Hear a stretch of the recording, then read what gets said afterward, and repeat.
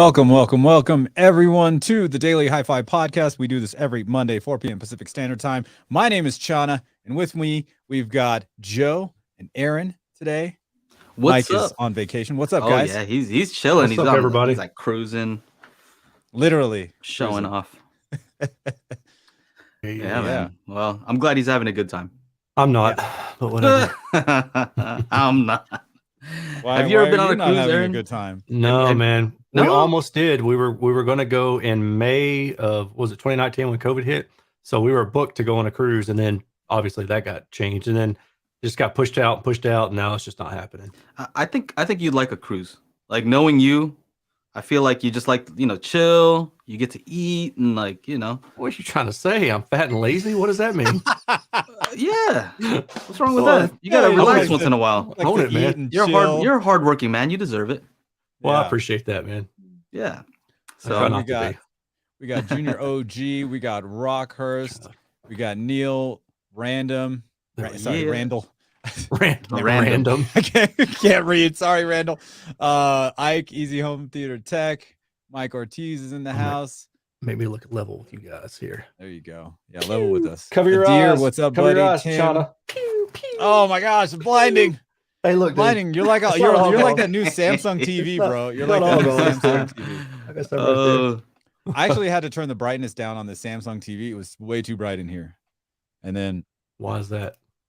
because the thing, this new technology, this new quantum Dude. dot OLED, it's Dude, just so just bright. sears I was your just eyes. Spray blinded. paint. Just spray Well, paint. and in here, I'm sitting like 3 feet away from this 55-inch, so it's like pretty close. yeah. 3 feet, 3.5 feet, something like that. Yeah, there's But, definitely such thing as too bright.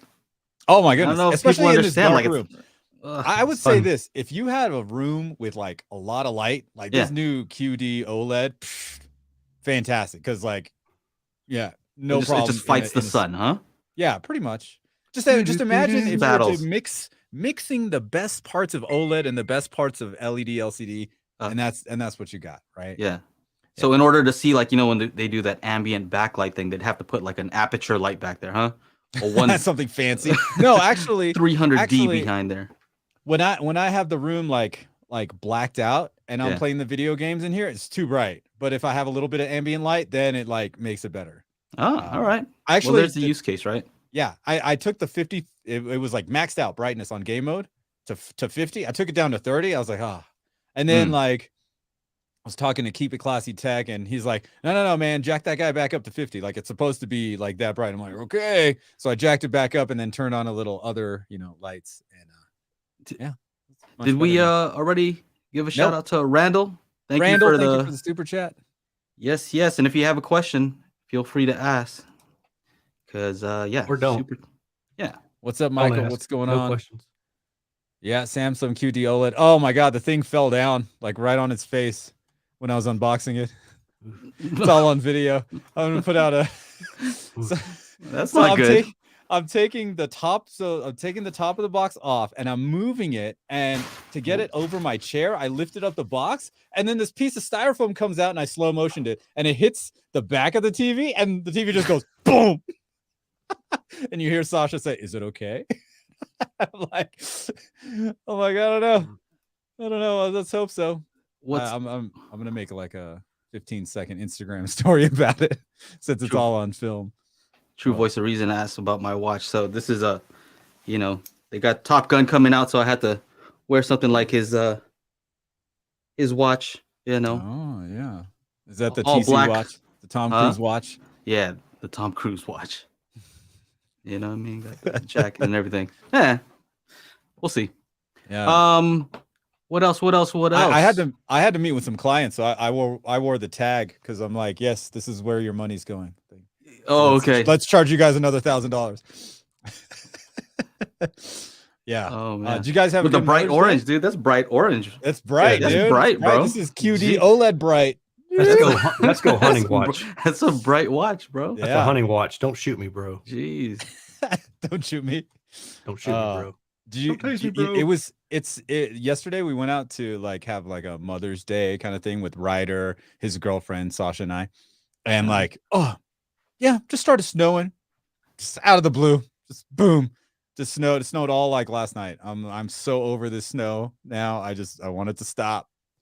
And it looks like we're gonna go straight from winter to summer. We're not gonna get the springtime in between. Oh man. Right. So real quick, I always have to give a shout out to our audio only version of our podcast. So if you want to go to anchor.fm/daily HiFi, you'll see the list of all the different podcasting services, or just use whatever you use and search for Daily HiFi and you'll see it there. And so, yeah, that's pretty handy. What are you doing? What's going on over there? I'm trying to blind Shauna. Oh, okay. Oh, yeah. Look at him. Look at him. Ding. Do they have a sparkle sound effect? Oh, you need one of those. Danger. No. Do the shotgun one again. There you go. I did it. I think I changed it. I think that's. There's a harp one. Oh, it's this one. Is that crickets? I don't know. Dude, take it easy. Jeez. What else? Eric says, "What's elevation am I at?" The house here is at 7,200 feet above sea level. Oh, look at this. Ooh, This is what a choice. Juan, you see that one there? I Yeah. did. Man, what a choice. Lucky guy. Do both. They're completely Both. different. Baller. Try to get Yeesh. well, I guess what I mean is try to demo both because they are completely different. I mean, I like both of them, but for different reasons. So real quick for anybody who's listening, it says Juan asks, I'm debating between the reference ones. So those are the Kef Meta. Is that right? yeah, Reference ones and the per listens. yeah. And Which Aaron per has listen, checked out. I'm curious. Yeah, you I'm checked out. guessing maybe the S4B because it's the closest competitor. It's a bookshelf size and roughly around the same ballpark in price. Man, But those, yeah, the per those are listens ridiculous how yeah, well so those measured, right? Like when I Oh, saw yeah. those. I think the KEF reference one is probably the best measuring speaker.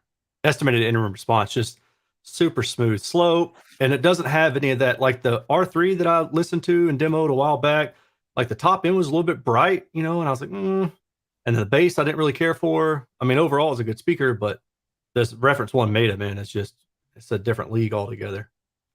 Yeah, That's crazy. yeah. And they play some pretty good bass. Yeah, actually, that's what I was about to say. So compared to the per listen, like Juan's asking about, the bass is completely different. The KEF has much better bass, but the per listen was designed to play very low. It was designed as like a THX Right. type Or a home speaker. theater, right? So you're using a sub. Right. So you're using a subwoofer for sure. And I think it might have wider horizontal, but it's much more narrow vertical, which is interesting. Again, you may or may not like that. So I would say when you're talking about spending that kind of money, man, if you can in any way, try to find a way to demo those side by side. Or I say, to me, like, I think if you find a legit dealer, then they would be willing to let you take them home with you. I'm sure you could sign something, right? Like, but take them home and try them out and see which one you like. Back in the day, Corey from Paducah Home Theater was doing something like that, where he was shipping a pair of Fortes. Those are smaller ones, right? Yeah, he was shipping a spare. The Heresy 4 is a smaller one. Small, and then the okay. Forte, yeah. Oh, it was a Cornwall that I had that was giant. No, so Yeah, he was okay. shipping. He would do this thing where like he was shipping a pair to one of the people in the Facebook group, and they'd have it for 2 weeks, and then it would ship to another person. Like he'd send them the label, and then they'd ship to another person, and then back to him. So like people could try it out in their home for like a couple of weeks and see what they're about. So that, I mean, that's kind of cool, but that's not like a big company, but still a cool idea. Yeah. That's, I mean, if you trusted everybody and then like you had their credit card information on file or something like that, if the stuff was like damaged or whatever, right? There had to be some waiver, something you got to sign. Yes, surely. I mean, I've heard plenty of people say things along that line where they're able to demo stuff and take them home with them, or try them out and then take back the one they didn't like when you're between two. But I think the hard problem will be finding like he's saying. He's saying I'll throw it up here. There's a Magnolia Design Center nearby where I can demo the reference one, but don't know if there's a dealer nearby for the per listen. So that's the hard part is per listen, they're being a new company, they may not be as established with You can't dealers listen to throughout. per listen. No, you can't. Yeah, that's right. But that's the thing about some of this stuff. Like, I love having data. It helps give me a really good idea of what the speaker is going to do. But if you don't know what you like, then you can't solely go on the data. The like the data is data can help almost you. irrelevant at that point, right? Right, like the data can help you weed out the bad stuff. And I think once you've gotten a taste for certain speakers, then you can go back to the data and look at it and say, okay, now I understand what I was hearing.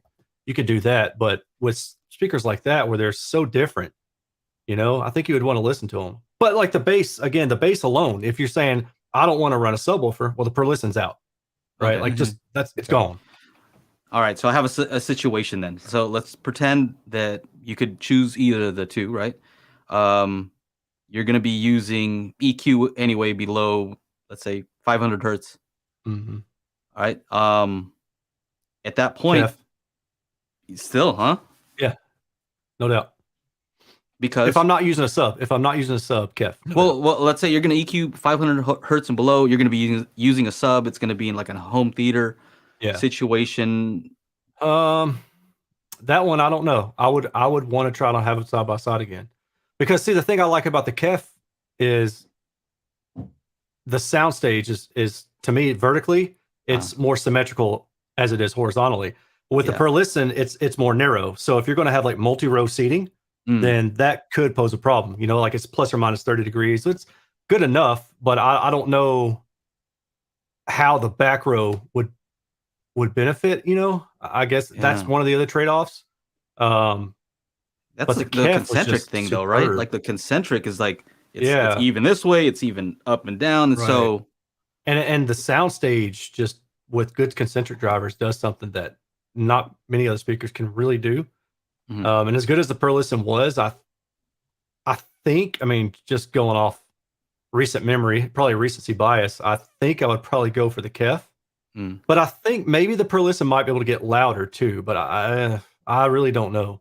But remember, I remember what you said though. The per listens were doing some like magic, like throwing stuff off of the back wall or something like that. Remember that? Oh, I lost you. My internet's doing crummy stuff. Yeah, I just remember you saying that it was bouncing off the back. I don't know if you can hear me or not. I can now. Yeah. Okay. Yeah, I remember you were saying that it was like doing something where it was like bouncing stuff off the. I remember you hearing something. Yeah, the per listen. You're like, it's doing something that I've never heard before. I was like, it was a Matchbox 20 song. I actually remember it because I was like, well, that's a trip, So, but it's kind of interesting too, because I was talking to Dan Romer a couple days ago, name drop. What's really funny is I actually asked him if he would want to come on the channel and have like a chat, and he was like, maybe let's kind of have a few minute talk before, so I can kind of get an idea of what you're wanting to talk about. And I was like, sure, we wound up talking for an hour and a half. And he said, we should have just recorded this. I was like, yeah, really. But he said that was one of the things that he likes a lot about his own design and that stands out to him the most is that mid-range quality. And that's so different from other speakers that he's designed. So I think that's a kind good of question from Mike Ortiz. Can timbre be measured? Yeah, for sure. Yeah. I mean, if you just think about it in terms of frequency response, I don't see at all why you can't measure timbre. So, but you got to measure on axis and off axis. Like Chana says, I want more 500 hertz. He goes and boosts 500 hertz, right? I want more sparkle. You go add more sparkle. But I mean, like timbre is kind of like the way things sound. So I don't know if you can actually measure that, right? Because like, heck yeah, you can. I can hear it. Like if I pick up a guitar and I play the 12th fret on the 3rd string and the same note on a higher string, which is going to be lower fret, and then like I can hear which string that note is being played on by the timbre in which that different thickness of that string imparts. So I don't know if that can be measured. I don't think so. Yeah, isn't it related to when, let's just say, like if you think about like on a piano, like you can hit one note, right? Or you can play a chord, so it's playing different notes at the same exact time. 3 notes, right? Yeah, but so I think about it kind of like that, where let's say if you play a note on an instrument, it's not just playing a single sine wave, like it's not a single note. It's that and a And combination of other ones, some and like that's what harmonics and stuff like that. yeah, the harmonics. That's what tells you like, oh, that's a you Right. know, That whatever, defines that trumpet. instrument, right? Because instruments Yeah. all have their own different timbre via they play the same fundamental, but the harmonics are different, right? So Right. And then like even if you go from piano to piano, an upright piano had a different timbre than a grand piano or right. whatever, what have you. Yeah. Imagine So some I speakers that are certainly so think it messed can be up. measured, but yeah, you were probably about to say the same thing I was, that you could have a speaker that's just terrible and it's supposed to play this same fundamental, but then the harmonics are just like all over the map, and then you pair it to like a more linear speaker where the Yeah. sounds are more even throughout, I guess. So Why does that guitar sound like a harpsichord? Like Doesn't. that? Like it just sounds like a totally different instrument. they threw it through an EQ. They made it Yeah. sound like a harpsichord. That's But then hilarious. then that's when you get into the spatial aspects of the sound, and then like the Mhm. 3D sound field, So I think, if you just push it all down to frequency response, yeah, I mean, you could measure this instrument, how this instrument shows up on the microphone's response, like Mhm. in the DAW. Mhm. And but then, how does it show up out of the speaker? You're gonna measure that. So Well, I I don't think know. you can tell somebody's voice whether it's in stereo or mono. Right? You can figure out who's Yeah, but who that's based not on. that's just imaging. That's not Yeah. timbre. No, Right? I'm saying even with a mono speaker, you could tell a guitar from a Oh, flute, right? I see what you're saying. Yeah. Playing the Yeah. same notes, playing the same song, you can tell I the think difference. if people took the time to like truly A/B like a good speaker versus maybe one that's not good but they think is the greatest thing ever, then they would understand why things like frequency response and stuff are important, and how it relates. But I honestly think that a lot of people just don't have that experience. They don't have that luxury or whatever. So all they know is what they have. And they're like, oh, this is good because somebody else said it's good. Well, then maybe somebody else was wrong. You just don't know. But it would be ideal if everybody had their own reference. You know what I really enjoy about objective measurements, right? So Nothing. you nothing is that what you said? You recently reviewed the Encore B6, right? Yeah. And I commented like, oh, I seem to be more impressed, right? But we have a reference point. Like we can both look at the measurements and still like disagree even, right? We can still even Right. not have come to the same exact conclusion, but Yeah, because I you're can't wrong. argue I mean, with what I the get it. measurement is saying, right? It's like, huh? I said, yeah, because you're wrong. I was just kidding. I was just Yeah. kidding. Yeah. So I mean, I here's what I take from it is when you have some good measurements, sometimes I don't know if you ever do this, but you go back to the speakers that you've reviewed before and you look for something that you noticed that's in the measurement, right? So you may have forgotten, right? But the details are in the measurement itself. Like, so on that Encore B6, I remember thinking, I'm impressed with the bass on this bookshelf, right? But looking at the measurement, I'm like, well, the F3 isn't that impressive. It was like 67 hertz, right? Nothing that, impressive. I Right. mean, it's a pretty big bookshelf, It is. Yeah. the enclosure. So I'm like, what? Am I crazy? Why is it when I was reviewing it that I was so impressed with the bass response, right? Even though the F3, which is what most people look at, and what I usually look at, didn't look so impressive. But then I looked at the F10, right? So how fast did it the bass roll off? And it didn't roll off as steep as some other bookshelf speakers. So I'm like, oh, see, like I'm saying, it was there in the data. Just depends on what you're looking for, right? Exactly. So I wasn't looking for the right things. Yeah, initially. I think that's a good and perfect example of how, depending on what you're looking for, you may or may not find it, right? And that's the cool thing about the data is, I may not mention something, or I may say something that, go look at the data and you're like, well, I don't know if that really makes sense. But then maybe later on you come back to it and you're like, oh, now I get it. Like you just, I don't know. I think it's interesting. And that's something that sits out there, and the data doesn't change, but your opinion and others' opinions can change. And depending on what you're referencing, like I just reviewed, or I'm working on a bunch of in-wall speakers, and one of them was a Focal, and I don't remember how expensive they are, but they're pretty expensive. And I just kind of set them up, all I had was just those the one. 1000s. Yeah, the 1000 IWLCR6, I Yeah, think. some blah blah blah blah blah. So yeah, with in-wall speakers, you can't really stick them in a wall unless you start. And I'm not cutting another hole in my garage wall. I'm just not doing it. So, but I did kind of set them up against the wall, and I said this maybe will give me an idea. And then when I look at the measurements, if I see something that just is totally out of whack, then I'll know something's wrong with the measurements.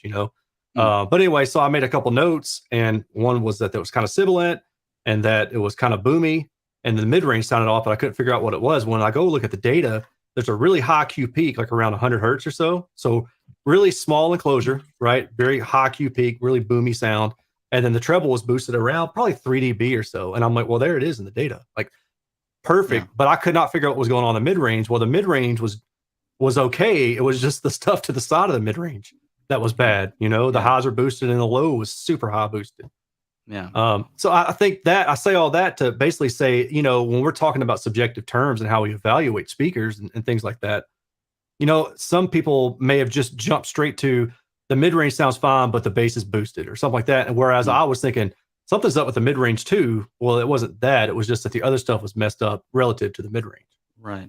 Well, I think what's interesting is when you start looking at speakers or looking at different factors, like just starting now, I'm going to start looking at the F10. I want to know how it starts to roll off because it's not useless, right?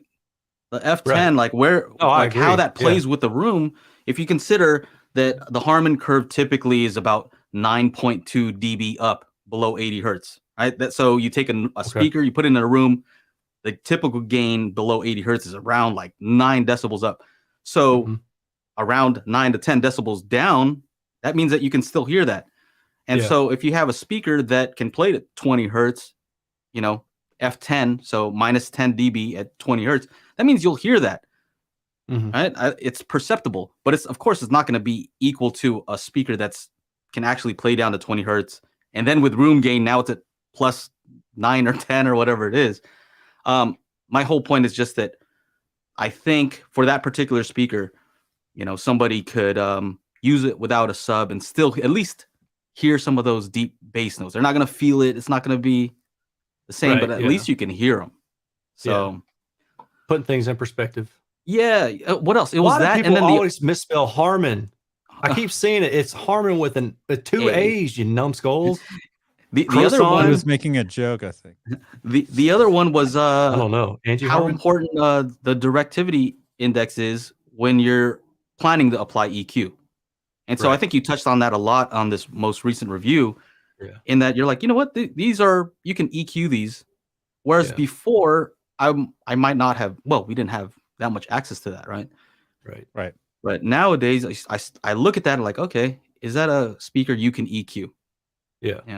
So I think that's important, to especially when you're talking about like budget speakers, because there are some budget speakers that can be EQ'd or take well to EQ, and then some just don't, Yeah. So, So real quick, I wanted to know your opinion. What do you think about how important is the F10 to you, Aaron? I'll put it this way. If I didn't think it was important, I wouldn't put it on my graphic, because other people have said, oh, you need to be putting F6. And I'm like, no, I don't care about F6 when I already have F3. I want to know what the rate of the fall off is between F3 and F10. So that's why I put F10 on there. I think you had a guy on your channel that, you had an interview with some older gentleman who talked about, that F10 was pretty important. You remember who that was? Was that Geddes? No, it was Dr. Tool. Was it him? Okay. Yeah, I had to check it off the list. I was talking to some other folks in the Discord group, right? Yeah. And I'm like, hey, so what do you guys think of F10? And they're like, well, Dr. Tool seems to think it's important. And then they link to your video. I'm like, oh, that's pretty funny. I actually forgot. I was going to argue with you about it. And then I'm like, well, I was going to argue with you, but as soon as I did a little research, I realized, oh, no. No, I think F10 is much more important than just looking at F6. I see people using F6 and I'm like, I don't care. You need to know what the rate is, right? I don't care what the 6 dB down point is by itself.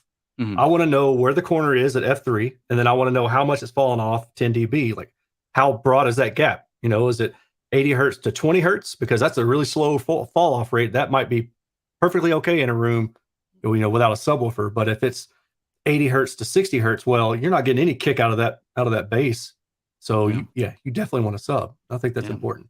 And So it's funny too, because that's a perfect example too of things that I was doing a year or two ago that I don't even think about anymore because, like sometimes you get fixated on certain aspects and then you come back around. So now I'll be paying attention to F10 again for 2 months and then I'll kind of forget about it again, but that's the good thing about it's always been there in the data. So if I want to go back and compare it against anything, I've got it from something else. Like I think lately, because of the type of speakers you've been reviewing, this is just my what I've noticed, sure. right? Because they're so good, so linear, that when you see something that's normal, it's almost like, oh, right? Yeah, you've got these DSP'd one, and then if you zoom out a little bit and you compare, let's say that Encore B6, right, which compared to the other ones that you've recently reviewed looks pretty wild, right? Compared to right. You compare it to some other ones, you're like, oh, okay. Yeah. Well, that's kind of why I made the comment about, I was mentioning comparing it to the Kef, and I was like, but the Kef is like $9,000 a pair. You can buy 10 of these Encores and still have money left over. Or 10 full sets of the Encores, so yeah, it's all relative. But I totally agree with you that it's easy to get spoiled. And then when you come back to a speaker and you like listen to it again, because I remember I listened to the B6 when I did the initial review back in December. And I was like, it's pretty much the same comments, but I think I was more positive on it. And then when I went back and listened to it again after the Kef, I was like, like I'm not feeling it as much anymore. So it's pretty tough to go right after those $9,000 Kefs. Right. It to me, it came down to the base, right? Like if you're gonna spend under $400, good base, you probably don't have all kinds of DSP. If you can have a little bass, then I think you're gonna be pretty happy. Anyway. I actually like since we're talking about that, I like the bookshelf more than I like the tower, and I don't know why. Well, I'm not sure. Well, they have a little more boosted treble, right? The towers had more boosted treble to try to. Was that what it was? Okay. I remember when I looked at it, because they have the 3 woofers, right? Yeah. They had to try to like boost up the treble a little bit to kind of match that, and it wasn't as flat. It's just brighter. So maybe they went a little too wild on that. Maybe. But yeah, I agree. I was more impressed with the bookshelf, but that center, when I looked at the data for the center, because I just briefly listened to the center and I sat off to the side and I was like, it's not too bad. But I was like, I'm curious what the data is going to show me now. And I looked at the data, I was like, wow, this center actually looks pretty dang good. Like especially compared to other centers that are similar in design. It has a much better dispersion. So you can actually sit off axis and be completely okay. Well, within reason. I did ask you about that though, right? I remember one time I'm like, because I'm like, this one seems pretty consistent. Yeah. And then I'm like, you're like, well, if it's the waveguide's pretty big, so it might be worse. Yeah. I bucketed it. I don't know. I was like, nah, I don't think so. But sure enough, man, I was like, it's pretty good. But then once you get past 30 degrees, then it falls off. But I'm like, nobody's sitting past 30 degrees off to the side of that speaker. Not unless you're like sitting 2 feet away from it. That one's a sealed one too. I think you like sealed, and of course a Dan Romer design. So not too bad. Good design. Sorry, I've taken over this with Objective Talk. Yeah, sorry. I did see somebody have a question though. Go for it. I'll answer them over here in the chat privately. How do you make it sound flowery? That's what it was. How do you make it sound flowery? How do you get that chocolatey bottom out of the speakers, dude? I'm back on my AOL dial-up, as Ike says. Oh man, so your internet is doing something funky, dude. What is that? Dude. What else you got? So studio monitors. I don't really. We're gonna go on a vacation, so I'm just kind of looking to see what's out there, and I'll buy some on the way back or after vacation. We'll see. Easy recommendation, right? Yeah, Cali Audio. That's it. Cali Audio. Yeah, for the price. Easy. IN8. I think I might go with those. Even better. Hey, they sell them. At Sweetwater, they sell them in white. Ooh, it's a Sweetwater exclusive color. Although I don't know if I want white in the. Nah, keep it dark. I don't. Yeah, keep it dark. It's all dark in here. Dark. So I will say that I did review the 4305P. I mean, I had a crazy quick turnaround. I thought they were awesome, man. But now that you mentioned the Cali, I'm like, I don't know. That'd be a kind of a toss-up. I should go back and compare my notes. I mean, that's strictly for like studio monitors. I'm working on like those 7 new tracks, which I want to like find. Like, I was trying to get this vocal to like lay on this track. It's just not happening. It's a lot of vocal processing I'm doing. But yeah, I was thinking about just switching up the monitors since I've had these KRKs for like a decade. Like these things, I could give this to my student and one of my students and just take the Callies. And then You like those KRKs? I'm used to them. I know I know what I can do to make them translate well in a car. You know, like that's really half the battle. Knowing is half the battle. Were you about to pull a GI Joe on us? Yes. Or no, wait. Yeah. I'm just curious. I've had a lot of people ask me about KRK stuff, and I would like to review it, but B&H, who I would probably get them from on loan, they don't have the ones in stock that people. Oh yeah, I mean mine are like the old ones. So like I don't know if you want to. Okay. I could send you one of them if you want. Oh, that's all right. That's all right. I was just curious what you thought about the brand in general. I didn't know how much experience you've had with. I had rest of the their stuff. original KRK. So funny thing, back when I bought my first KRKs in 2003, I bought the KRK V6 Generation 1. Obviously, they weren't called the Generation 1. Focal was making their drivers. And then so they saw how many studios were picking up these V6s that Focal just stopped doing that and started making studio monitors. Like because KRK was doing so well with theirs. Oh wow. So yeah, up. it's pretty funny. But yeah, I mean those V6s were legit. That's good. And they took about 12 years to actually like go kaputs. So wow, money well spent. Yeah. Rock, I'm going to call you out for dropping them. Okay, sorry.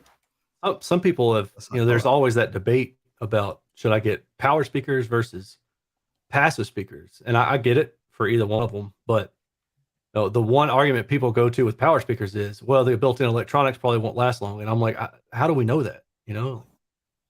So to hear you say that the pair lasts you 12 years and probably used pretty much every day, you know. Yeah, and I actually used it as my personal monitor when I went DJing. That's why one of them went kaput, because it was just getting jammed into the car. And like one time it just fell out. It fell out of my trunk, from my SUV. Like I stuffed it in, and then it totally broke. And so I used the second one, but I tried to fix it. It didn't work. I'm not good at fixing. All right, I want Rockhurst to call me now because he says he's gonna call me out. Let's do it. Put me on the spot, please. Call me yesterday and they wouldn't. There you go. I'm ready. While we're waiting on that, I got a little update for the Pioneer 505. Yeah. Tim cut up the video, uploaded it, and somebody commented on it. He's like, so when I press the home button, I don't get the home screen, so I can't run a setup again if I wanted to change something. Guy's like, oh, you just unplug it. I'm like, oh, it totally worked. I unplugged the thing, waited like a few minutes, plugged it back in. I'm like, oh, Pioneer. It's the Vizio of AVRs. Fantastic. Something broken? Unplug it. All right. So that Marantz is getting the Denon 6700H is getting closer to you, Joe. Yes. I thought you'd be happy about that. So I was gonna say that too. So Joe, and I'll be coming down, Joe, in a month. So I can bring the Denon down. So it's what day are you going? You should organize it with Aaron. Oh. Yeah, man. No, I'm going to NAM to film some stuff for a different company. Are you going to go, good morning, Vietnam? No. Do the womp womp. What? No. I've been called a lot of things. Just kidding. You did call me an Aryan one time. yes, that was my bad. Sometimes I think I am a little bit dyslexic. Sometimes when I'm trying to read stuff, like letters, like kind of flip around on me because Sasha's like, wait, what did you just say? And like I was reading off of something. She's like, that's not what it says. I was like, oh, dyslexic. Yeah. Oops. But yeah, so that's a good thing. So if I have problems with the Pioneer, if you guys are having problems with the Pioneer, unplug it for like a few minutes and plug it back in and see if that what does he call that? A hard restart, hard reset? Not sure. Hello. Who's this? Hey, we can't hear anything, Joe. Cool. It's probably for the better. You can't hear? Hold on a second. No, we can't. You're saying they can't hear. Hold on a second. Let me get you on. Here we go. Hello. Hi, can you guys hear me? Yep. Now go ahead. What's your name? Who are you? Where are you calling from? Put the question sort of in the comments, but basically I'm a college-age kid right now, and I've got a Denon X3000, and I've got some older speakers, but one thing I was interested in is going up to a dedicated power amp. Okay. But the problem I've run into is my receiver is simply a receiver.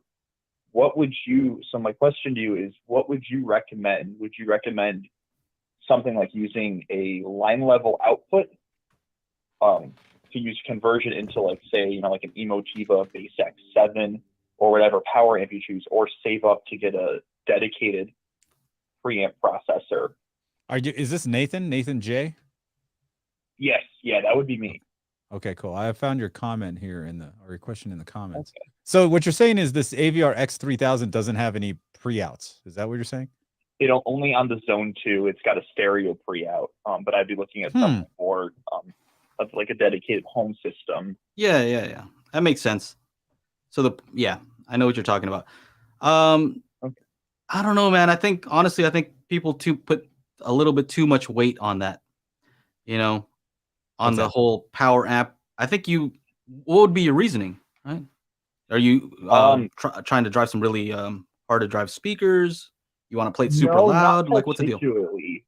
So right now, I mean, the Denon AVR X2000, it's a pretty middle of the pack amp or receiver from, like, I believe 2013 or 2014. It's all right, but when I try to push it even a little bit past, what's considered what's the term you use, the reference level 0 dB, it starts getting imbalanced. And I was looking for something. I've spent about 16 years of classically trained musical ears, so to speak. So I pick up on I'd like to say I pick up on a lot of things that a lot of people wouldn't notice. And I'm noticing when I start pushing it for, like, movies or music, that I'm missing out detail or stuff's getting distorted on the amplifier side. Okay, so for a fact it's not your speaker, like, bottoming out. Yeah, and I know they're great speakers. They're older Sony speakers. I modified them to put crossovers in them, since they didn't have a proper crossover from the factory. So I've kind of overhauled them a little bit. Okay. But I was looking at being able to push more power that's clean power. How much power is that 3000, Chana? I think it's 105 RMS. 105 RM? I highly doubt that. No sub?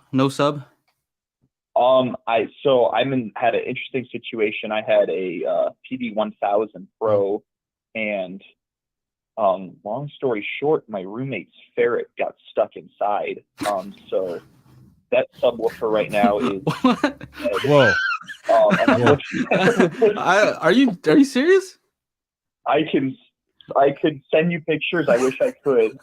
But so we had to cut a subwoofer open to save the ferret's life, because the ferret got stuck in. Okay, save the ferret. Yeah.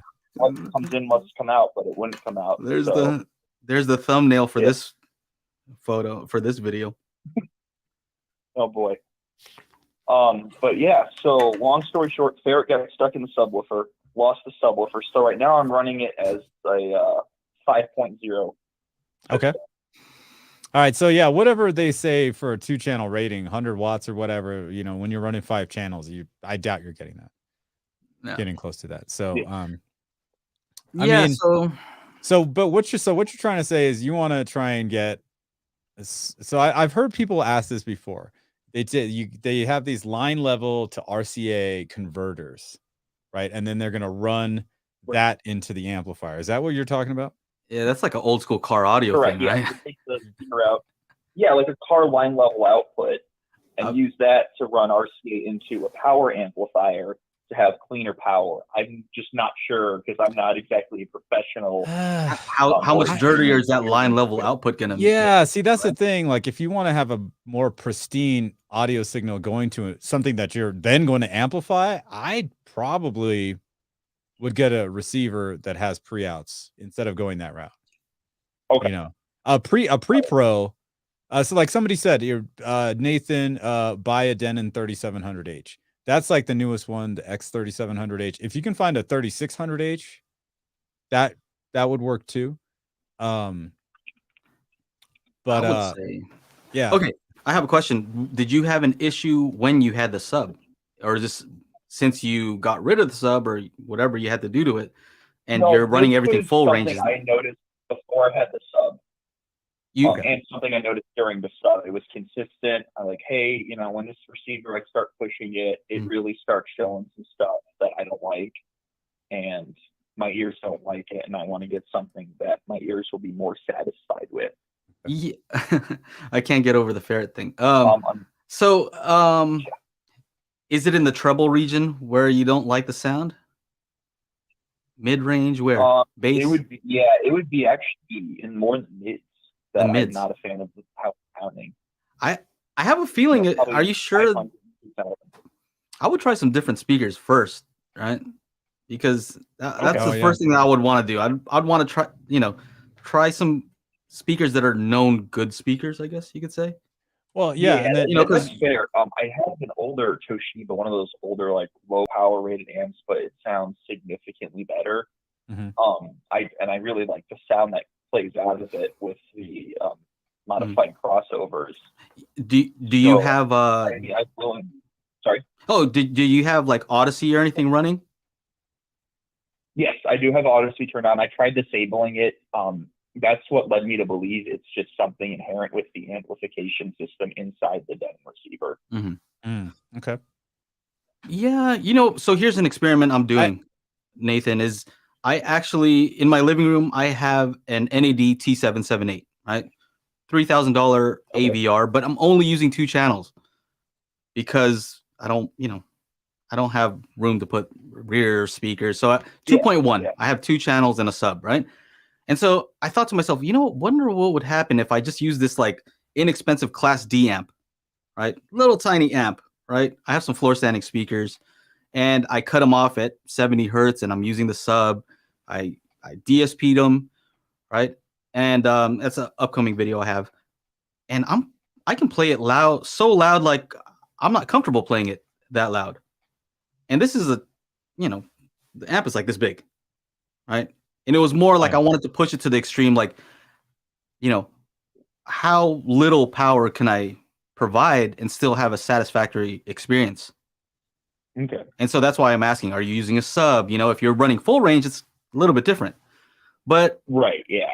I mean, if I can have a pretty satisfying experience with that, I'm not sure how big your room is. How big is your room?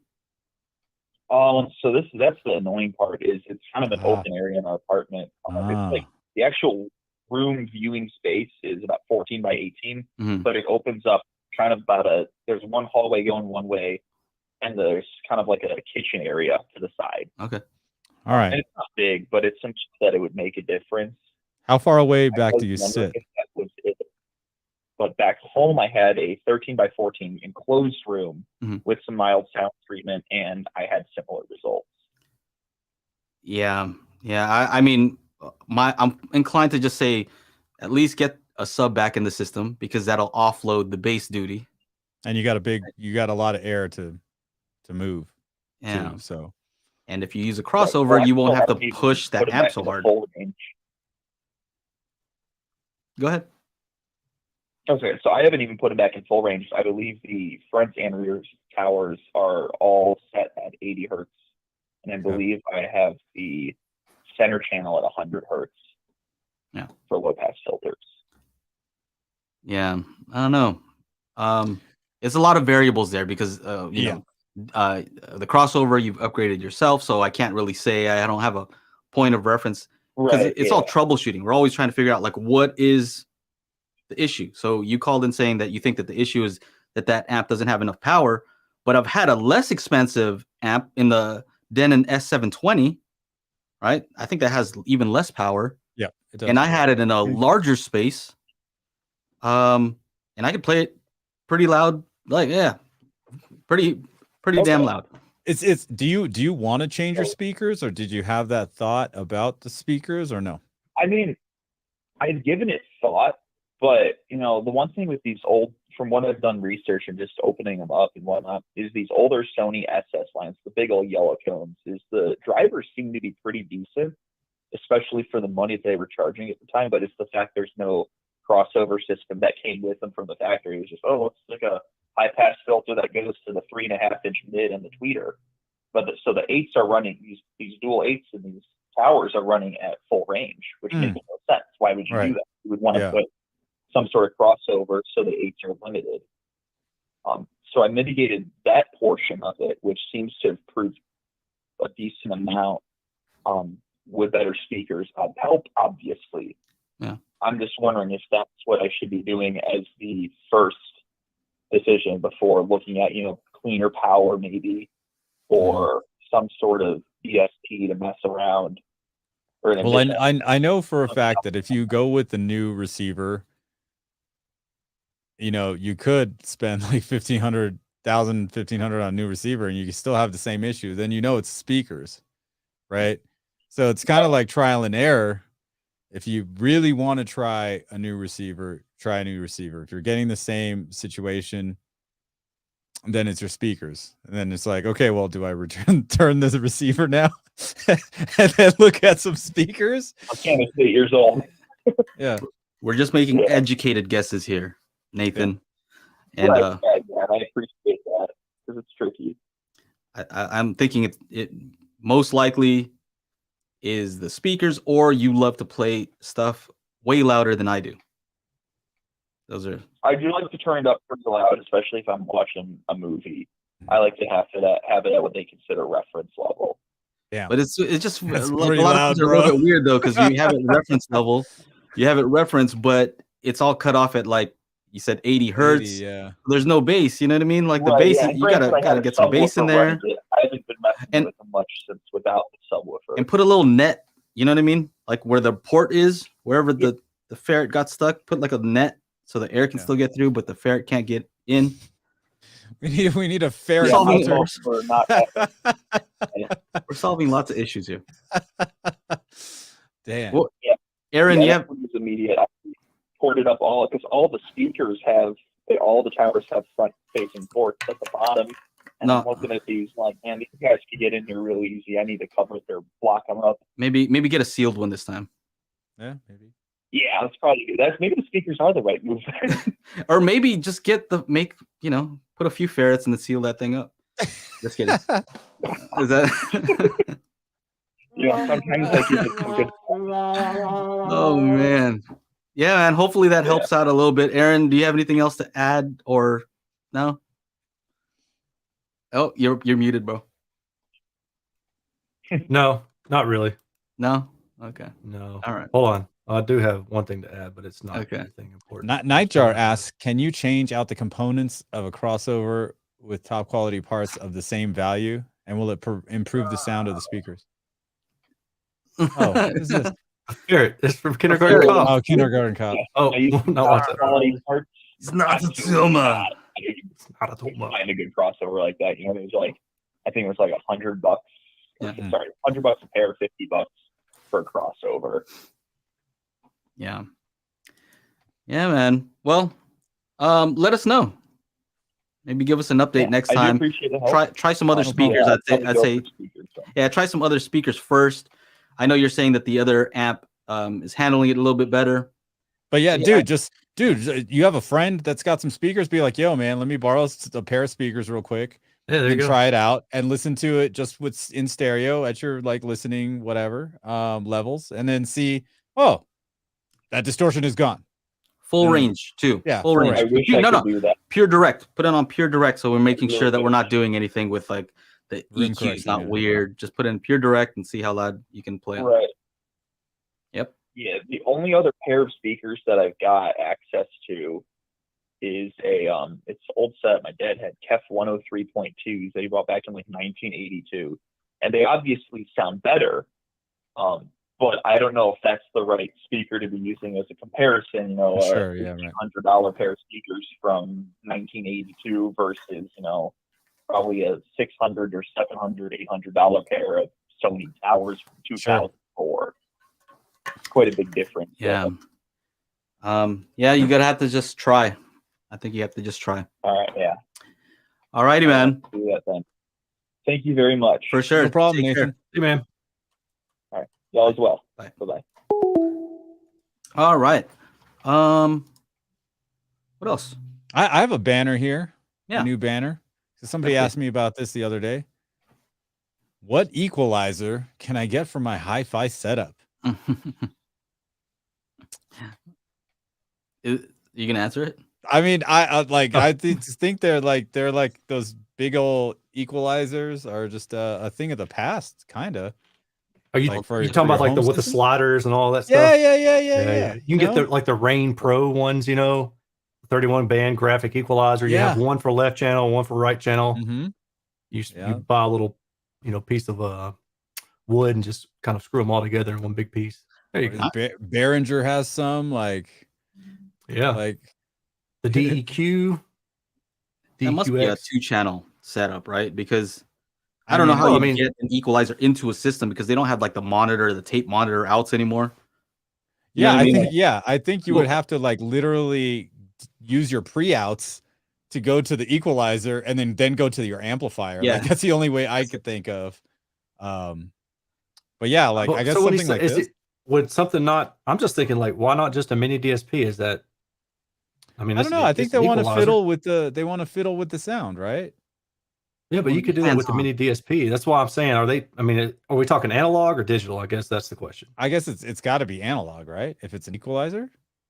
Yeah, but the mini DSP has equalizer, like EQ bands. I mean, you don't have to use the crossovers and stuff like that. Maybe he wants to use his hand. You know how you have the it's that the tactile feel, right? So somebody wants. Okay, yeah, there you go. It just, I mean, for real, look at that curve right there. Yeah, that's got to sound good. The way they have it set up right there. Yeah. Oh yeah. Right. 3 big spikes. But I don't know. Is that I know we can do graphic EQ in an AV receiver. There's also tone control, bass and treble, but I don't think I've seen a equalizer in like decades. Yeah. I actually have a Behringer one I was messing around with one time, and it's just sitting over there. So something like this, right? The Rain. I mean, you can buy those. That's current price. Mm-hmm. Add to cart, 15 band EQ. What are the inputs? Are they RCA, XLR? And this thing, looks like XLR or TRS. Quarter-inch. Yeah. So you could use whichever one you wanted to, I suppose. Something like that would work. I mean, I don't know. There's a lot of. Then so look at the DBX IEQ 31. I'll pull it up. I've already got it. I don't know why I'm telling you to look at it. I think their best bet though is if you just want to mess around with it for the sake of messing around with a graphic EQ, then that's cool. But I mean, I get the feeling that this person may not have a UMic 1. If they do, then I would say get a UMic 1, start taking measurements, and then the next logical step is to get a mini DSP 2x4 HD and do the corrections using parametric EQ, not graphic EQ. So now I know there's a lot of like hi-fi guys out there got a lot of money to spend and all this nonsense. You got it. You can knock out 2 birds with 1 stone. You can get a 4-band equalizer, and it's all tube for the right price. There you go. There you go. Wow, that looks like there you go. 2 channels, left and right. That's it. There you go. Put this in between your preamp and your amplifier, and you're on your way. What else? Oh, RGA is talking about using Alesis. RGA, tell them about that Dolby Lake. Dolby Lake? The Dolby Lake EQs. Those things are fancy. Yeah, best equalizer is $3,000 or $4,000. I don't know if it's the best one, but it's one of the more popular ones because it's so accessible and so easy to use.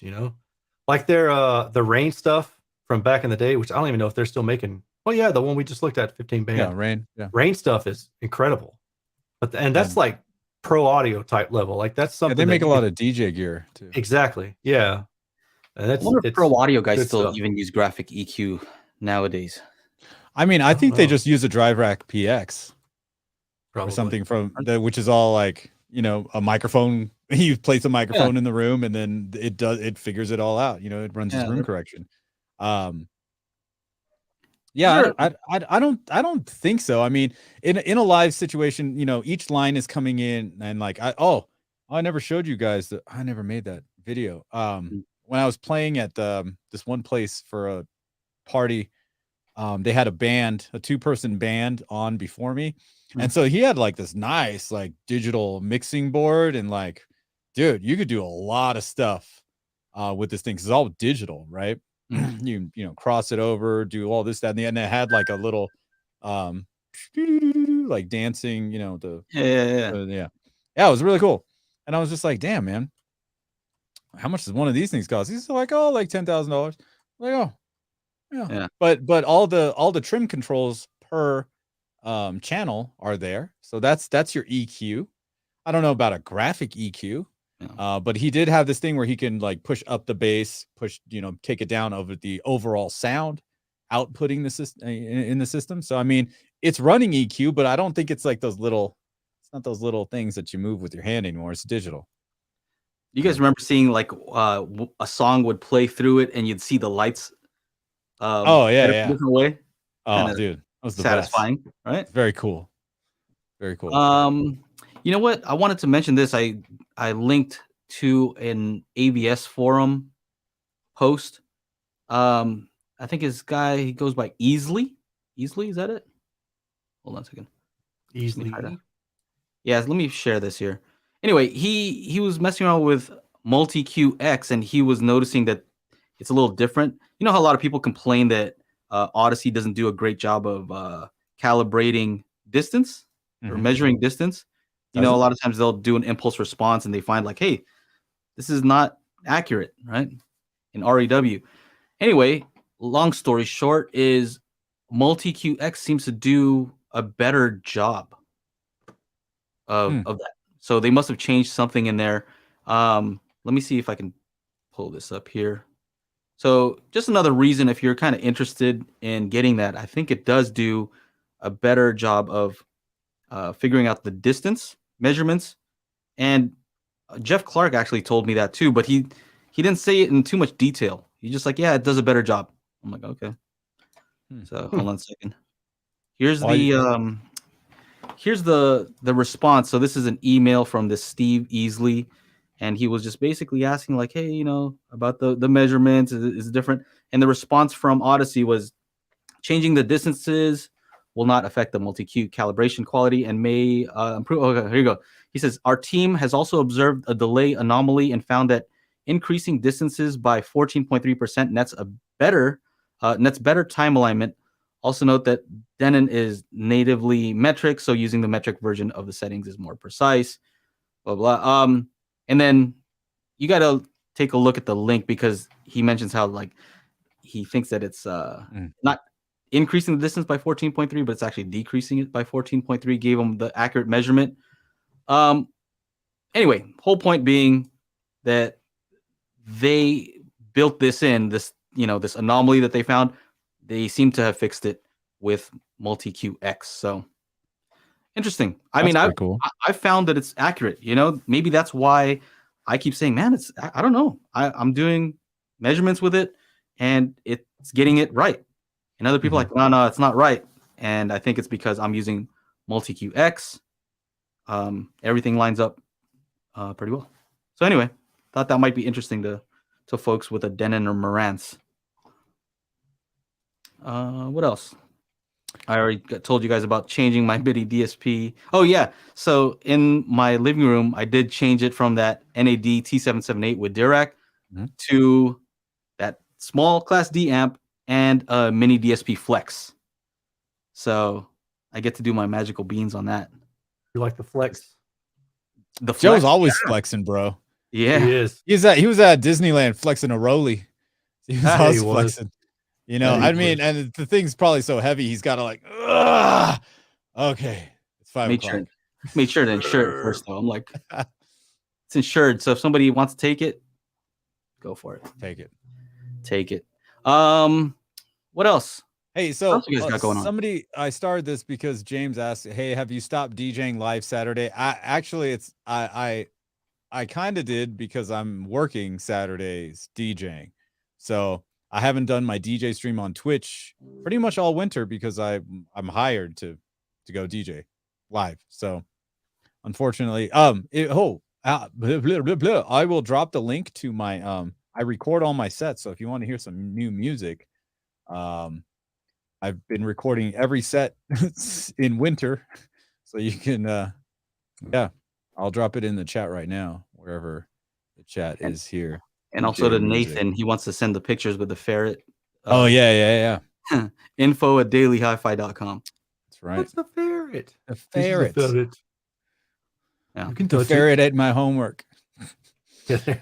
Ferret ate my subwoofer. Oh yeah, sure. Yeah. All the warranty. Is that what you're calling like, it? Yeah. Jed, any new multi-QX updates coming? I'm not sure how much I can say, but let me just say, yeah, I think so. So Nightjar, can you change out the components of a crossover with top quality parts of the same values and will improve the sound of the speakers? Nah, I'm not about I don't know. that. I don't know if it'll maybe Learn. the overall like perception or the overall experience from the speaker might be different. With if that's going to be better or worse, that's really up to you.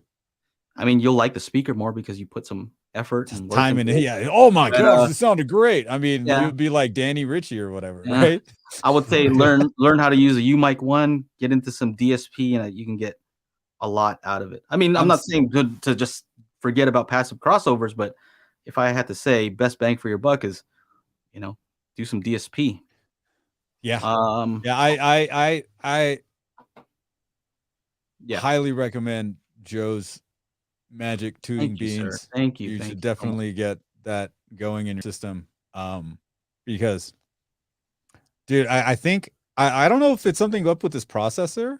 It's because that could be different. I don't know. Maybe I'll man, I don't want to swap out damn thing again. But it Odyssey is doing some weird stuff that I wouldn't think is normal. So, but Joe's stuff sounds normal. So I don't even know how that would work. But yeah. So Joe, I've been thinking about it, bro. Yo. I think I'm gonna bring you the Anthem MRX 720 also. Okay. And the Denon. Because it has a manual mode, which I've never done. So you could do Magic Beans for Denon Marantz, Dirac, and Anthem room correction. You cover the gamut, of everybody. You just service more people. Will do. And somebody's asking about the multi-QX training. That is top priority, as well as my summit that's coming up. So summit is coming up in June. I figure I'm going to do 3-day event. It's going to be a Sunday, Monday, and Tuesday. And so we'll be updating the website pretty soon. And Sunday, this time, Monday, Tuesday? I think Sunday, Monday, Tuesday, a little bit different. And I think what I want to do is make it more of an educational summit. Not just like, hey, I'm company ABC. Here's our new remote control. Yeah, no. I want it to be, a summit's supposed to be you get first thing I could find people who are the top in the industry, like leaders. Kind of get those thought leaders all together, and that's kind of what I'm going for this time. More educational. So, when will the ticks go online? Pretty soon. Just I'll post on Instagram and I'll post on my channel when it's ready. Any other questions? I thought Rockhurst was gonna call me out on something. I love being called out. James says, "Hey Joe, when you get multi EQX, do you run Odyssey with the original mic or with the new mic?" Odyssey. I don't think they give you a new. They don't give you a new mic. Oh, they haven't. They do have a new mic. They do. I don't. It's not a big deal to me. Just use the original plastic mic, because I don't think it's going to make a difference. I only use it for level and timing anyway. Or distances. Yeah. Distance / timing.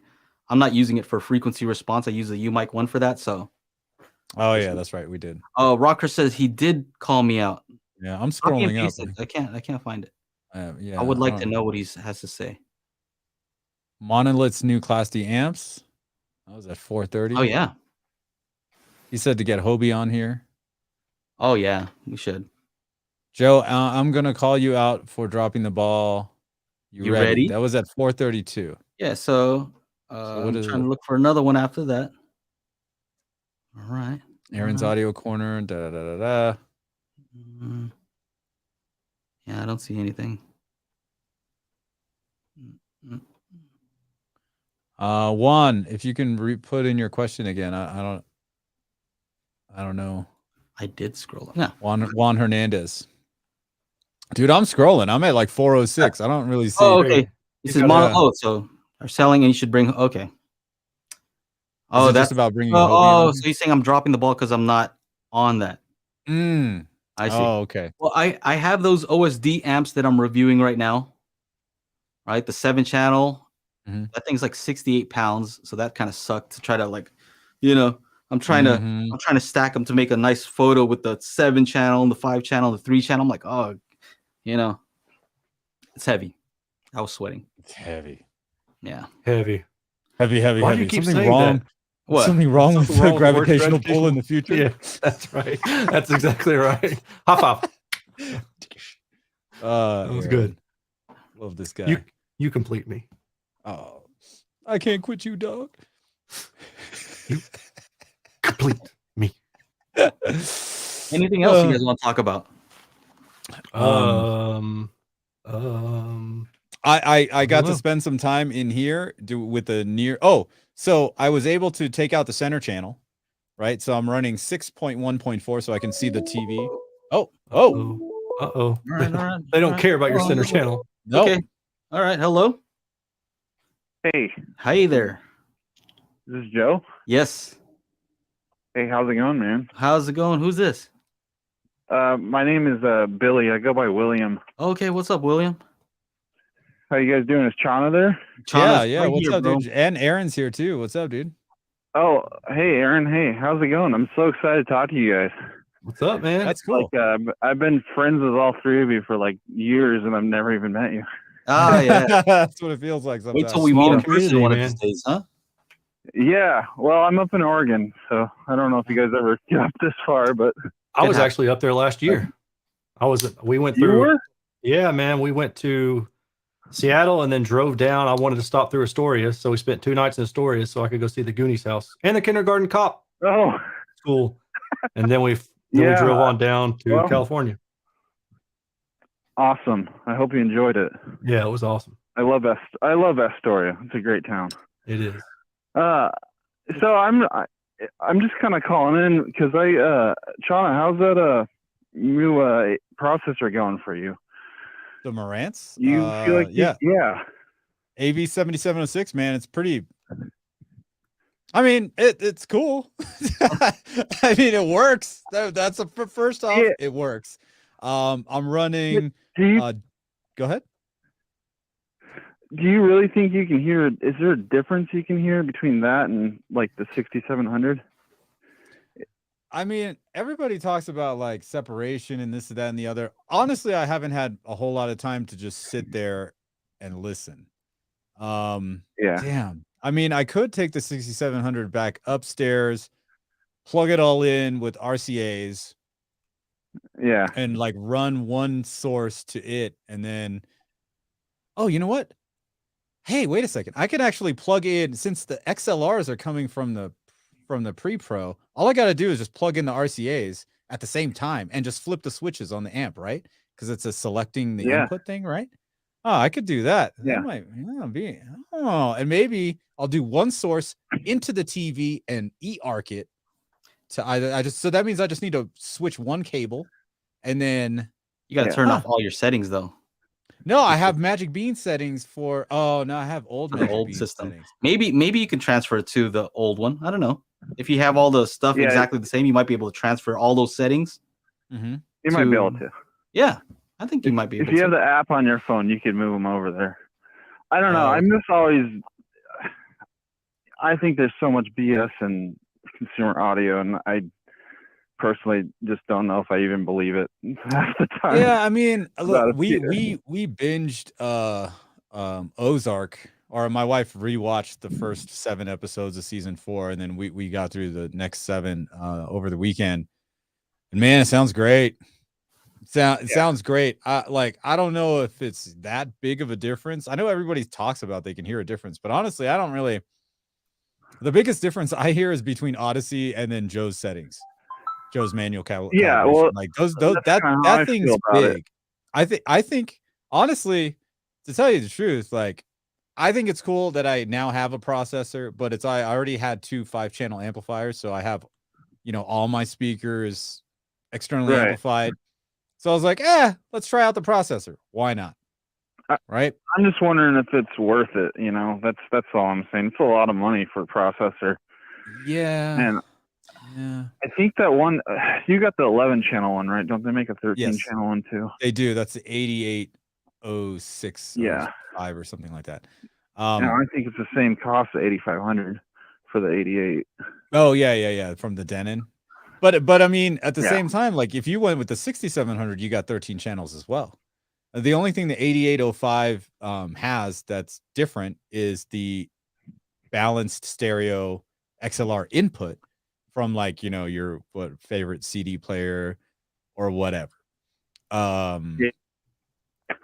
So I mean, I honestly, I don't know. I can't tell much of a difference. And truth be told, if you were to wanting to because it's a big jump in price. Actually, no, they're the same price right now. They're the same price right now. 3,000 for the 7706 and 3,000. Yeah. For the 6700. Yeah, because the 6700 was $2,500, but it went up when everything started going up. Yeah. I got my 4700 for $1,300 brand new. Oh, there you go, dude. Just you know what? Rock that thing with an external amplifier, and then and get Joe's settings. I bet you anything that'll probably be equivalent to, if not better than, the processor. And then you'll save yourself some money. Well, let's put it this way. Here's something that I'm doing right now is I told you I had the T778 $3,000 AVR with Dirac in my living room, right? Right. I replaced it with a mini DSP Flex that's about $400 and an amplifier, a little Class D amplifier that's about maybe $200, right? Just because it looks cleaner. If there was a huge difference in sound, right? If it was just like, oh man, huge difference, I would just take the NAD and I would just put it back, reconnect it, and that would be it, right? I already own it. It doesn't matter to me, right? Right. But I have it connected, so I'm like, what am I missing out on? Exactly. I can actually do more with this mini DSP because I can do exactly what I want with a PEQ. So I can get it sounding better. So it's just one of those things. Like, I have the mini DSP on my subs right now. The 4x2. Yeah, well, you know what I'm saying though is like my motive to say that one is better. I own the NAD. I should probably want that to sound better. I paid for it, right? But that's my point. Is I'm wondering how much are people hearing a difference because they spent $7,000 because of that, or maybe they've made some other changes. Maybe it did a better job of room correction that time. Maybe they added some. There's so many factors that people don't take into account. I think. No, I know. It's just funny to me when people make a huge deal about. I think this one sounds better than that one. Or I did have a thought about it. The one thing that's really different between an AVR and a pre-pro is you get XLR output for your subwoofers on the pre-pro. Right. So if you're running a home theater, a dedicated room, and you got subs like all around your room, then I would go with the processor for that reason and that reason alone. Of course, your subwoofers have to have a XLR input, just to like make sure you don't get any interference in your signals. But I mean, other than that, like, I don't know. People are talking about more separation, this, that, and the other. I don't hear that. What if we flip it another way, though, right? What if we say, okay, let's say the pre-pro is accurate, right? That's how it's supposed to sound. All right. So what is less accurate about the other one? Like, what's wrong with it? I mean, what is it doing incorrectly? I mean, if you're thinking about like, okay, the main difference is we don't have an amplifier. We have a power supply, but we don't have an amplifier to power speakers. Is that amount of power coming in or that little bit of distortion from that process affecting the way it sounds in such a way, in such a big scale that we can hear a difference? That's the big question. That's what I'm thinking right now. Like, is it that big of a deal? I don't know. I don't think so. I don't think it is. I bet there's a bigger difference. I bet there's a bigger difference going from a Denon to a Marantz because of that HDAM. Yeah, I bet that's a bigger difference than. And then James Park chimes in with the DAX. Yeah, the DAX could be different. I mean, but how? But like, Yeah. like who's See all over that there? jack stuff, like, How many I people? feel like I'm arguing with people, and Yeah, I mean, how many people can hear the That's difference about in a 1 dB. DAC, right? Like, Yeah. are you really hearing a difference in the DAC? And if I so, don't think you can hear a difference in a congratulations. 90 dB measurement and 110. I really don't think so. Yeah. Well, I guess I mean, for me, it's not that I don't want people to spend money on improving their system, right? It's more like, Yeah.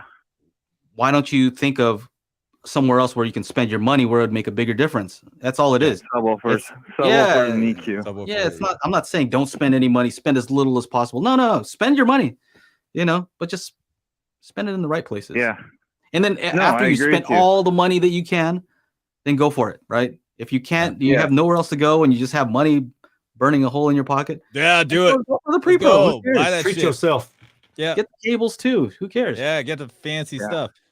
Ike says, I Well, better I mean, convince China myself. loves spending money on useless things like cables. Yeah, I mean, I'm not gonna lie. If it looks cool, I want it.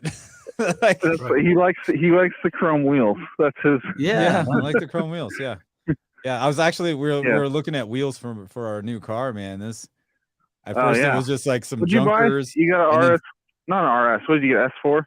We got an S5 Sportback. I replaced my old S4. Oh, is with that the Avant now? Do they call it a Sportback? They call it a Sportback. Yeah, so it's a 4-door sedan with a hatchback. Yeah, simple enough. Is it a wagon? No, it's not a wagon. It's a hatchback. So the wagon is technically the Avant because it has like the bigger Yeah. butt, the bigger Yeah, top. that's Yeah. the one only the cool kids drive. Yeah, clearly, I'm not cool enough. No, But yeah, man. Yeah, I don't know. I'd say Hey. stick with your 4700. If you have a power Yeah. amp for your front stage, Oh, at least. I'm not gonna upgrade it. I was just curious what you were thinking. Yeah, if you noticed anything. it works. Thinking that, We're watching TV every day. I'm up mixing 5.1 PCM to Oro 3D. That's great. yeah. You know, Oh, you mentioned it. I was gonna ask Aaron if anyone had mentioned it or 3D yet. I think that's the first time. I think that's the first That is. time. Yeah, there it is. Yeah. That's it. But that shouldn't count. Actually, I have a question for you, Chana. Yeah. I think you may have answered this before, but if you're using Oro 3D on my 4700H, on our 4700H, the rear surrounds don't work. Yeah, 4700. When you change that to your version, 6700 or above, it works. Yeah, you'll get 13 channels What- of Oro. Yeah. Okay. Are you saying that'll work if you're in 11.5? Well, yeah, Or, because I'm sorry, 7. What would it be 7.1.5? I mean, yeah, 13 channels. Is that 13? Yeah, whenever it's like 12. 12. Yeah, that's 12. Yeah, that won't work on the 4700. Only on the 6700. Love you. Yeah. Love you, Because I Pickle. mean, it basically boils down to the max amount of channels the AVR can process. So the 4700 will only do 11. The 6700 will do 13. So Okay, so you're right in between. So one does 11, one does 13. Yeah. You're at 12. So Yeah. it goes back. Well, down. when I only have a 5.4, or I guess I have a 5.2.5 system. So I don't. But Joe was saying you can't do the rear speakers don't work in Oro 3D. yeah. No, not just on that receiver, because it doesn't process those channels. Yeah. So if you would move up to a 67, then you would have that. But yeah, I mean, unless you have the space, I don't think it's super necessary. But try it, see what happens. Yeah. Cool, man. Yeah. Oh. Yeah, for sure. All right, guys. All right. Well, it was really nice talking to y'all. Aaron, please do more car audio stuff because I don't know anything about that. I know that's like your bread and butter. At one point it was. So Yeah, at one point. I don't know. would I just love kind of to got see over more it of after a it. while. You've tested one drive unit, you've tested them all, man. That's how I feel about it these days. Probably. All right, guys. I'll talk to you later. Have a good All one. right. man. Have a good one. Later. Take care. Have a good one. See you. All All right. right. Let's get into this question from Juan because I know he's trying to say it. Yeah. How can you tell if REW measurement is good enough for the room, and how to tell if that measurement is the best the room can influence? And here it is again in a different form. How can I tell if my measurements are the best the room can do? I don't know. Oh, I see. So you're trying to optimize basically. Like, is this Okay. the best I can make my speaker sound? Yeah, Is that probably. kind of I it? think that's kind of like Like, how do you know that you're not boosting the bass too much or too little? Right? I think that's kind of where you're at. Mhm. Aaron, you've Yeah. been quiet. What's up, man? What do you got for this guy? You're an Oh EQ man, master. that's a I feel like that's a conversation that could take some time. Like if you really want to get into it, like so I don't even know where to start, man. Rocker says to So take he's multiple measurements in more than one spot. yeah, so that's certainly one thing. Is he doing this all manually himself? Like is he EQing himself? Has he got like Dirac, however you guys want to pronounce it? Like I guess more details would be helpful. Tell him to call in, dude. Pick up the phone. Yeah. Throw that number up there. You Call know, in. it's funny. I Yeah. feel like if somebody just listened to all the different daily hi-fis, they'd be able to figure out like my magical beans. Like Probably. 'cause I give like a little snippet here and I there. mean, This is how you do even things. Dan was asking, what are Joe's settings? What are So they? Dan, You can't just if copy. you don't know, Joe's doing like a remote in-home manual calibration. And so I've been calling it Joe's Magic Bean settings because they're just magic. Just work their magic. He works the magic. It took like 5 hours. This last one took 5 hours, right, Joe? Yeah. I think, yeah. I mean, I want to answer this guy's question. So Juan, I think the best thing that you can do is, There you go. have the best possible speakers, right? Right. If you have very good speakers, your room is going to do whatever it's going to do. But having good speakers is still going to be better than having less good speakers. And so maybe with DSP, maybe what you want to try to do is maybe try to optimize your speaker, right? Forget the room for a second, because I know it's called room correction, and it is to a certain extent. But for the most part, when you think about like the upper frequencies, you are doing speaker correction. You're trying to fix any issues with the speaker that are fixable. Where it becomes room EQ kind of is in the bass frequencies, where the speaker and the room are pretty much the same. Like they work together. You can't separate them out. And so that you're still fixing the speaker, but it's the speaker and the room. So I would say the best sound you can get is to have a target curve that's most similar to the natural response of excellent speakers in your room. Is that right? No, that's not right.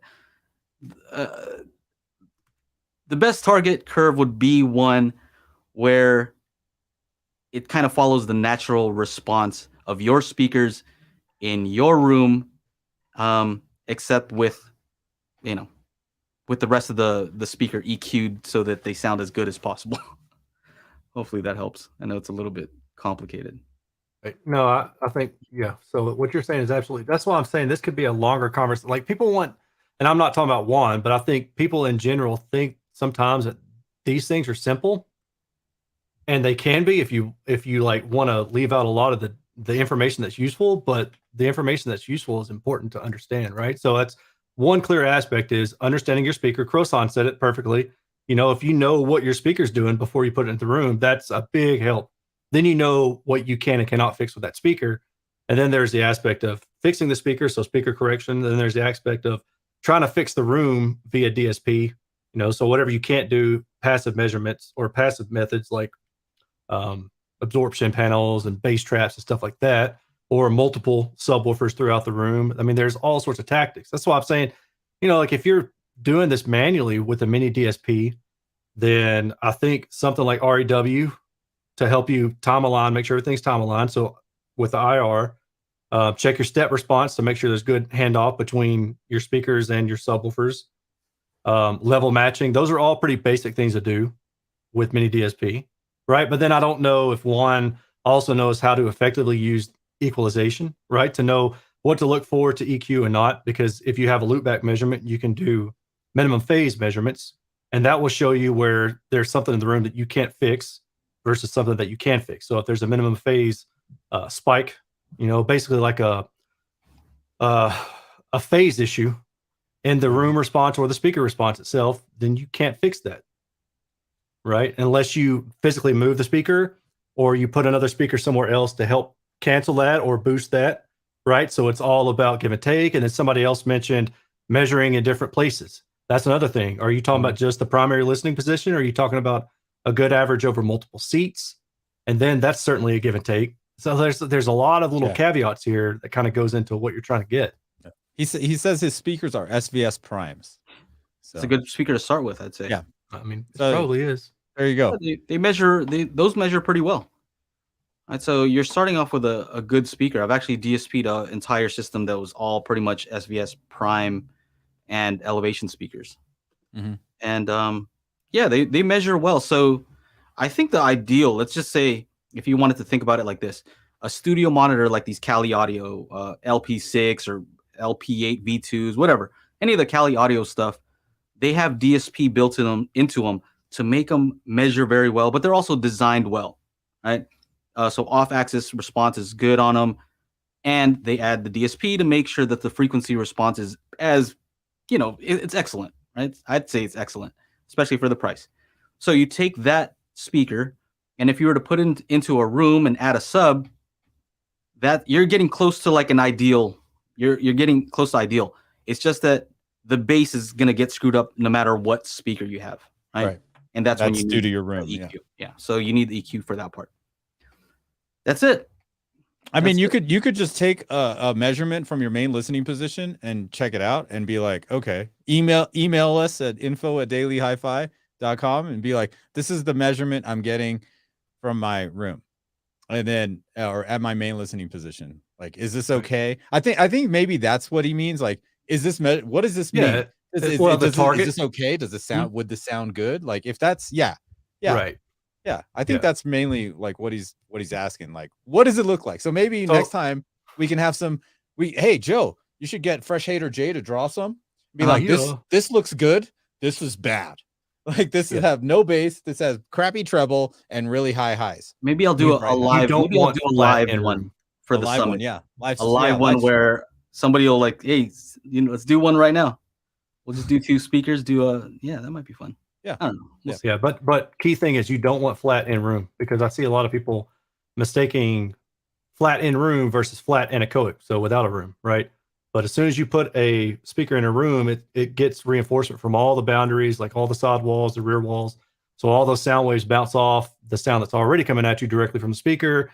And if it measures flat in a room, it's almost guaranteed to sound way too hot. So make sure that you understand that first and foremost, because a lot of people I see on AVS forum will say, well, I measured it flat in room and I don't like it. And I'm like, well, yeah, no shit. So pardon my French, but I mean, yeah, of course they don't. And look, actually, Joe, I was going to bring this up to you. Maybe you should do a magic giveaway for somebody. Yeah, that's a good idea. I'll do it. Yeah, hey, that's a good. Yeah, that's a good idea. I'll do it for somebody. But hey, today happens to be our 7th wedding anniversary, so okay, I got to get out of here. So alrighty, since we're at 5:30, that's a good hour and a half. Well, yeah, man, congratulations. Hey, thanks. If you want to continue the conversation, make sure you go to patreon.com/dailyhifi and sign up as a patron to get access to the after show, where I won't be there today, but usually Joe, Aaron, and Mike are in there and talking audio and sometimes other stuff. But anyway, there you go. Anyway, thank you guys for hanging out with us on the main show. That's Mondays, 4 p.m. Pacific Standard Time, the Daily Hi-Fi Podcast. Don't forget to subscribe to this channel if you are new here, and we will have little bite-sized bits of these streams cut up and uploaded thanks to our buddy Tim. And on behalf of myself, Aaron, and Joe, we'll see you guys next week. See ya later.